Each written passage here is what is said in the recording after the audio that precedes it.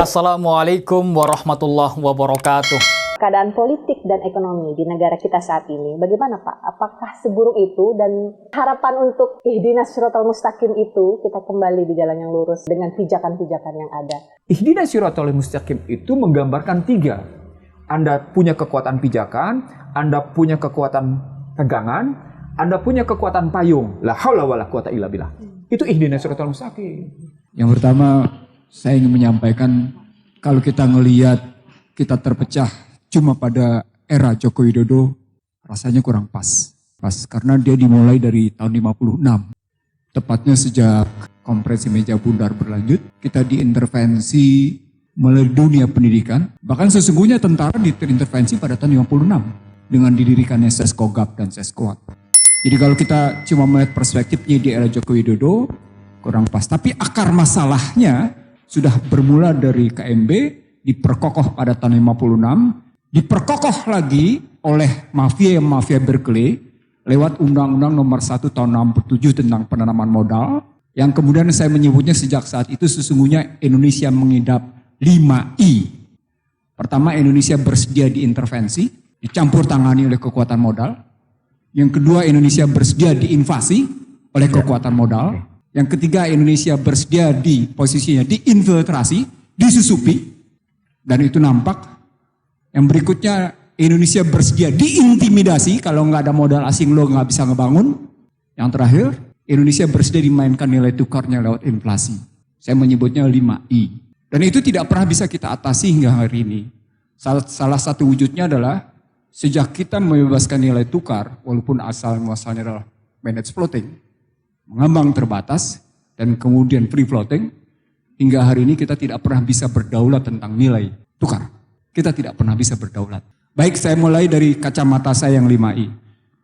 Salah satu hal penting yang hendak saya sampaikan, mimpi dari Rekat, saya katakan mimpi dari Rekat, adalah butir kedua.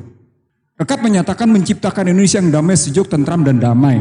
Aman ceritanya. Saya ingin mengatakan, secara legal struktural, legal prosedural, tidak mungkin Indonesia akan mencapai damai, sejuk, tentram, dan aman. Nggak mungkin, mustahil. Seluruh peraturan perundang-undangan berbasis pada yang namanya kegaduhan. Seluruh perundang-undangan, sejaknya namanya reformasi. Saya bersedia membuka satu persatu. Bahkan dalam sebuah kajian disertasi di Universitas Indonesia, di Fakultas Hukum, ada sebutan sekitar kurang lebih 115 undang-undang dalam basis ekonomi yang sesungguhnya hanya mengandalkan pada persaingan bebas. Saya cuma 2 undang-undang yang saya sebut sebagai berbasis untuk kemudian Indonesia tidak pernah bisa berdaulat. Undang-Undang 2499 tentang lalu lintas nilai tukar dan sistem devisa, lalu lintas devisa dan sistem nilai tukar. Yang kedua adalah Undang-Undang 2507 yang hendak saya singkatkan saja. Pada Maret 2015, ini basis kenapa kemudian kita pecah. Pada Maret 2015, saya bersama Din Samsudin, Sri Edi Suasono, dan beberapa teman mengajukan gugatan ke Mahkamah Konstitusi untuk merontokkan 2 undang-undang ini. Undang-Undang 2499 dan 2507. 2499 adalah lintas devisa dan sistem nilai tukar. 2507 adalah penanaman modal yang membongkar Undang-Undang 167. Sebelum saya lanjutkan ke peristiwa Maret 2015, menurut Bank Dunia, dengan basis Undang-Undang 2507 tentang penanaman modal, maka situasi perekonomian Indonesia di kebebasan investasi dan utang luar negeri mencapai sangat memuaskan. Jadi Bank Dunia demikian puas dengan prestasi Indonesia yang membebaskan modal luar biasa. Kalau orang membahas Omnibus Law, terlepas dari 2507 adalah salah. Saya ulang Bapak sekalian, kalau orang membahas Undang-Undang Omnibus Law, terlepas dari 2507 adalah salah. Karena basisnya adalah Undang-Undang 2507 yang memang di era SBY sudah membebaskan segala sesuatunya. Maka cikal bakal yang dilakukan oleh Joko Widodo sekedar menyempurnakan karena akarnya dibangun oleh Susilo Bambang Yudhoyono lewat 2507 yang menterinya bernama Mari Elka Pangestu. Maaf saya sebut satu persatu karena ini yang harus dibongkar. Siapa sesungguhnya manusia yang harus bertanggung jawab untuk kemudian Indonesia porak-poranda. Anggota DPR nggak bisa bikin apa-apa. Kenapa? Karena tokoh-tokohnya masih bercokol di sana. Nggak bakal bisa bikin apa-apa. Disinilah kemudian saya membagi dua masalah. Ketika kita bicara bagaimana merekatkan masyarakat Indonesia. Saya ingat betul 97, 98, 99 ketika reformasi berjalan. Salah satu statement yang saya buat adalah ketika Indonesia disusupi habis-habisan oleh Madeleine Albright dan Bill Clinton, salah satunya adalah saya melihat betapa sejumlah anak Indonesia bersedia menjadi pengkhianat. Saya sebut Bapak sekalian, sejumlah anak Indonesia bersedia menjadi pengkhianat. Ridwan Saidi membuktikan siapa nama-nama itu. Bahkan Ridwan Saidi menyebutnya tentang angka-angkanya. Saya pegang bukunya kebetulan. Saya nggak pegang angkanya. Saya tidak pegang angkanya. Tapi saya tahu siapa-siapa manusianya. Nah, kerangka ini menyebut, kenapa sampai saya sebut, saya sebut, cuma tinggal dua kekuatan masyarakat Indonesia yang membangun persatuan. Cuma tinggal dua kekuatan. Siapa itu? Kekuatan agama dan kekuatan TNI. Maka TNI berteriak, damai itu indah. Itu tahun 99. Saya percaya Pak Budi, Mezar, sekalian, saya yakin betul. Semua teriak TNI, damai itu indah. Saya bingung. Kemudian SBY menyebut, jangan ngebangun kegaduhan. Siapa yang berteriak kegaduhan di SBY? Tapi sekali lagi, baik TNI maupun yang namanya SBY, ketika cerita tentang kedamaian kegaduhan, lupa bahwa fondasi untuk gaduh dan tidak damai sudah terbangun. Terbangun luar biasa dan akhirnya orang tidak pernah bisa lagi ngebongkar. Kalau tadi Jenderal Purnawirawan Remezar Triakudu menyatakan bayi sudah punya saham, itu sosiologisnya. Konstitusionalnya, legalitasnya adalah pemegang saham negeri ini tidak lain tidak bukan adalah partai politik. Tidak bisa tidak. Konstitusi mengatur. Konstitusi menetapkan bahwa pemegang saham negeri ini adalah partai politik. Dan ketika partai politik bisa dikooptasi oleh namanya kekuatan modal, kita bukan pemegang saham, kita adalah penumpang, penyewa negeri. Saya pernah sampaikan ini di dua TV swasta, salah satunya Kompas, lainnya ada Trans TV. Selebihnya saya di-ban, saya akui saya di-ban, karena terbuka saya menyebut partai politik lah pemegang saham. Apa relasinya dengan undang-undangnya tadi? Karena mereka kemudian ketika saya ajak bicara tentang pemahaman 249-2507, bukan hanya partai politik. Din Samsudin mengaku, ini boleh, saya tidak tahu, ini boleh disebarluaskan atau tidak. Saya bilang, kenapa gugatan gue hilang? Pak Mizar, saya cerita terbuka apa adanya nih. Kenapa gugatan gue hilang? Iya tuh, teman-teman diundang ke Merdeka Selatan. Yang gak diundang cuma elu katanya. Semuanya ada di situ. Siapa yang ada di situ? Semua menteri udah ada. Oh, ngomongnya macam-macam, tapi ternyata ujung-ujungnya adalah bagaimana menghentikan judicial review Undang-Undang 2499 dan 2507. Satu, saya diam. Dan cerita lagi, ternyata bukan hanya wakil presiden yang undang. Duta Besar Amerika dengan alasan mengundang makan malam, bercerita macam-macam, ujungnya adalah hentikan gugatan Undang-Undang 2499 2507. Dari sini Bapak sekalian saya berpendapat, sesungguhnya gagas berpikir Indonesia sejak Undang-Undang Dasar 45 sebelum diintervensi sesungguhnya adalah perlawanan terhadap sistem kapitalis. Jadi kalau kita bicara baik-baik sesungguhnya kalau kita ambil nilai dan semangat kejuangan yang muncul dalam Undang-Undang 45, saya menyebutnya 5K. Dan karena itu ketika Rizik datang kemarin di 212, saya menyebutnya 5K itu dan itu adalah bukti posisinya. Nah, posisinya sedemikian rupa sebagai menantang Barat, maka suka tidak suka, Indonesia harus tetap dalam posisi didominasi. Tidak peduli apakah didominasi oleh yang namanya Cina atau Amerika, nggak peduli. Ini omongan saya di Cijantung, di rumah Bapak Jenderal ini, Bang. Posisinya begini, Bang.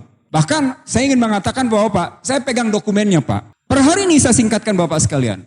Para tokoh yang sekarang muncul bersama Joe Biden menyebut, kalau seorang menteri atau seorang pemimpin mengatasi masalah pandemi dengan cara seperti sebelum pandemi terjadi, he is a part of the problem.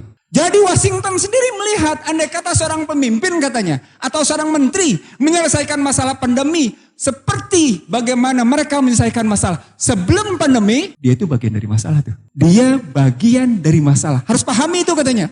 Maka ketika Sri Mulyani bilang hari ini ngomongnya, saya ngutang seperti orang ibu rumah tangga, nggak punya duit, butuh ngutang.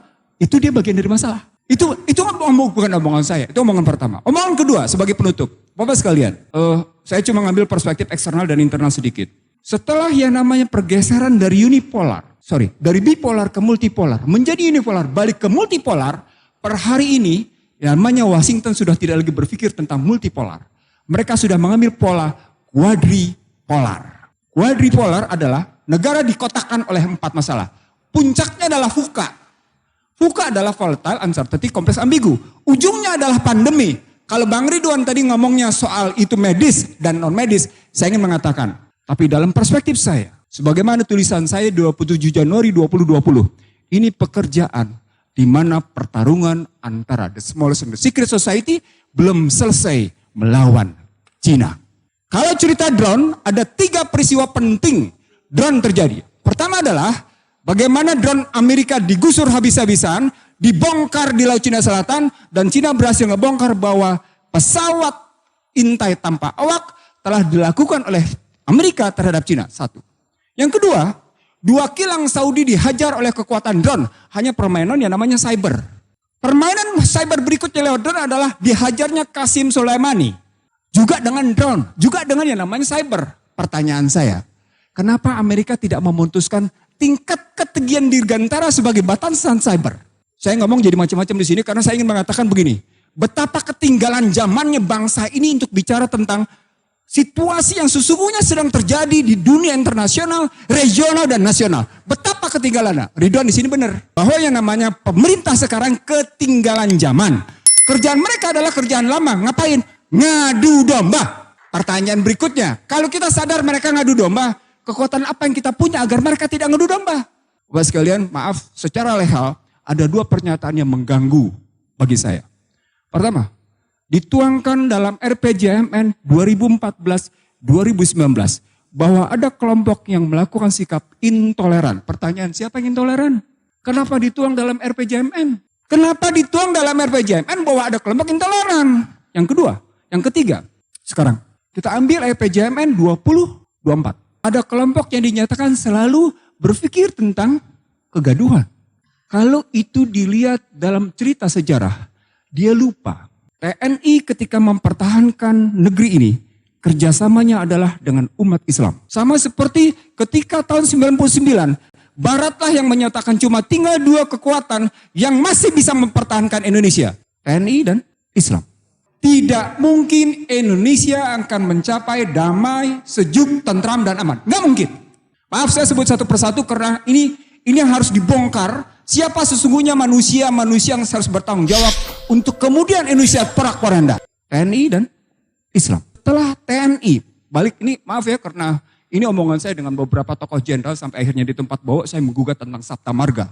Satu-satunya sipil saya gugat Sabta Marga di tempat Prabowo Subianto karena saya begitu risaunya saya melihat situasi. Kemarahan saya sebagai satu-satunya sipil di hadapan para jenderal itu yang mengatakan, kemana para tentara itu yang kemudian malah sibuk dengan kekuatannya sendiri. Ini beberapa jenderal bukan 1, 13 jenderal saya ingat betul. Saya bilang, Bapak sekalian, negeri ini dipertahankan oleh 2 kekuatan. Kekuatan Islam, para ulama dengan kekuatan TNI. Bahkan sampai dengan 99. Lalu ketika masuk ke dalam situasi sekarang, di mana Islam diobok-obok, TNI dikacaukan dengan cerita menurunkan baliho. Kok mau TNI nurunin jabatannya? TNI telah diturunkan jabatannya sedemikian rupa dari peta mempertahankan keamanan sampai akhirnya ikut bicara tentang ketentraman. Turun perannya. Bukankah itu menurunkan kelembagaan?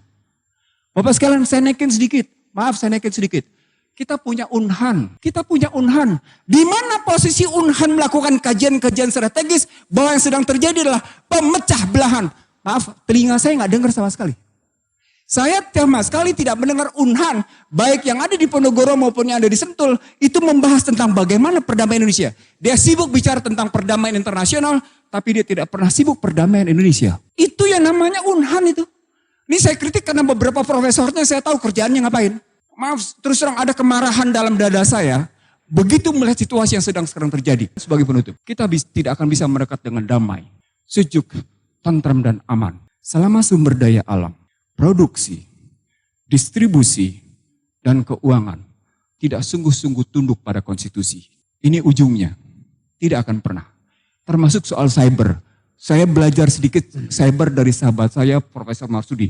Ini suaminya Bu Retno. Saya harus umumkan. Ini suaminya Bu Retno. Jadi nggak apa-apa, tapi saya tahu persis cara berpikir dia objektif. Cara berpikir sahabat saya satu ini objektif.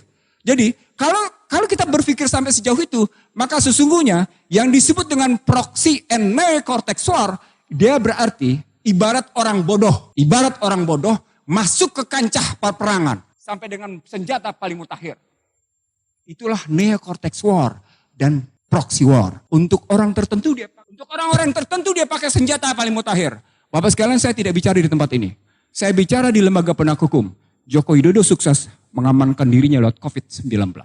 Itu saya sampaikan bulan Januari 2020. Dan ternyata dilakukan. Apa artinya? Artinya sesungguhnya dia mengidap kegagalan.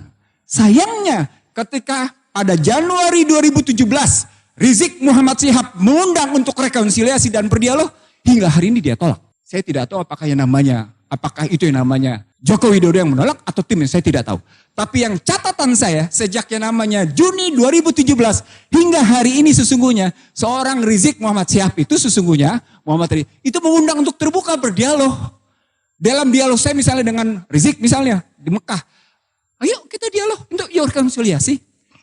Dalam pandangan saya itu berarti, kalau dalam buku saya menyebut ada 7 variabel, itu berarti memang ada sekelompok orang yang begitu kuat sedang mempertahankan kepentingan kelompoknya, kepentingan dirinya. Saya jawab Bapak sekalian, apa itu? Ternyata secara akademik saya berhasil membuktikan. Undang-undang HIP tidak variabel tunggal. RUU tentang HIP bukan variabel tunggal. Dia punya riwayat yang kemudian nih dalam roadmap-nya, saya coba bangun roadmap-nya, terbukti. Nah, itu berarti kita masih punya tantangan. Bang Mizar, saya panggil Pak Mizar dengan abang, karena kedekatan saya dengan beliau, tadi sudah disebut. Saya ingin mengatakan, Bang, kita punya tantangan besar. Bagaimana menghentikan Ekasila ini? Jadi bukan cuma sekedar seperti Abah bilang, tir tasbih, tapi salah satu tugas kita yang hadir di sini adalah menghentikan bagaimana Ekasila ditegakkan. Bagaimana ketuhan yang Maha Esa berkeadapan itu diubah menjadi sebuah kegotong royongan. Kita punya tantangan konkret. Dan saya yakin kita mau menjawabnya. Karena kita tidak mau diperbudak oleh kekuatan materi belaka. Kita umat Islam saat ini menjadi perhatian penting bagi masyarakat dunia. Jadi jangan berkecil hati, kita harus berbesar hati. Saya Karin mohon undur diri. Subhanakallahumma wa bihamdika asyhadu an la ilaha illa anta astaghfiruka wa atubu ilaik. Billahi taufiq wal hidayah. Wassalamualaikum warahmatullahi wabarakatuh. Waalaikumsalam warahmatullahi wabarakatuh. Terima kasih. Wassalamualaikum warahmatullahi wabarakatuh.